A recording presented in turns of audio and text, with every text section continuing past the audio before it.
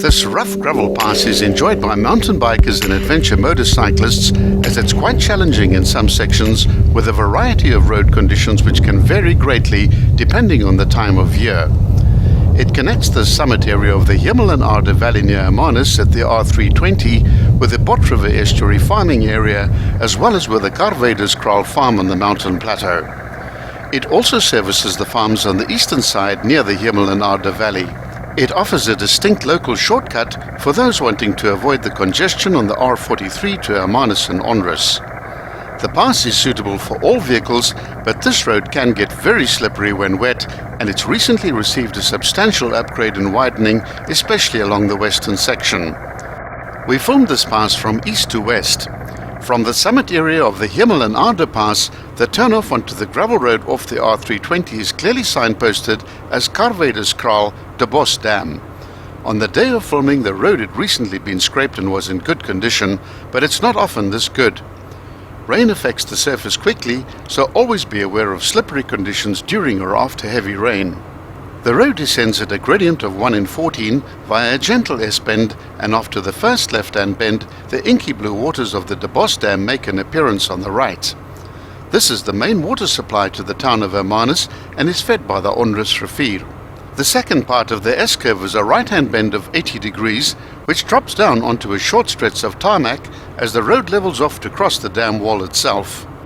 At the western end of the dam wall, there's a short narrow bridge which crosses the overflow canal of the dam.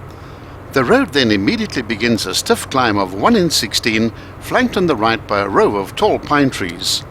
This climb is fairly short, and soon the summit is reached, where the road descends via an easy S-bend. The clay dam comes into view on your left as the density of farms increases towards the west, with the mountain slopes covered in serried ranks of vineyards. There are a number of excellent wine estates as well as equestrian facilities worth visiting along this road.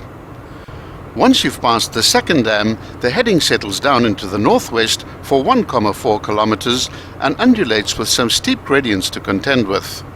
This is particularly tough on cyclists who come here to train for the bigger races. The road width is nice and wide, as at 2018, and there's ample space to allow cyclists their 1,5 meters clearance.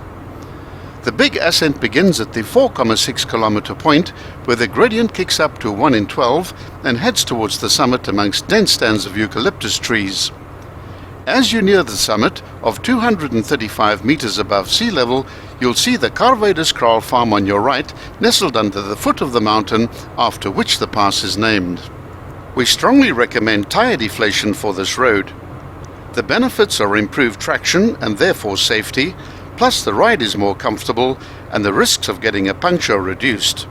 Never exceed 80 km per hour on deflated tires, as they could overheat and cause a blowout. Once over the summit, you'll get the first glimpses of the blue waters of the Bot River Estuary dead ahead, flanked by a ring of tall mountains. You now have a continuous downhill of 4 kilometers, which drops down the mountain slope at a steady gradient of 1 in 12 via a number of gentle bends. Be particularly careful here in wet weather, as there's a clay component in the road surface and there's also some negative banking present. The nearby towns of Fisherhaven and Onrus have gained some notoriety in recent times for the violent gangs who poach palamun along the coastline. There's ongoing tension between law enforcement agencies, the Department of Fisheries and the local communities. These are the foothills of the majestic Babelongstoring Mountains, which have a summit height of 786 meters and which peaks are visible to your right. As the road reaches the valley floor, it curves persistently to the left, where a large landfill site is visible. As the road straightens out, the road changes to tar adjacent to the gates of the landfill site. The pass ends 100 meters further at an intersection at the 9,6 kilometer point.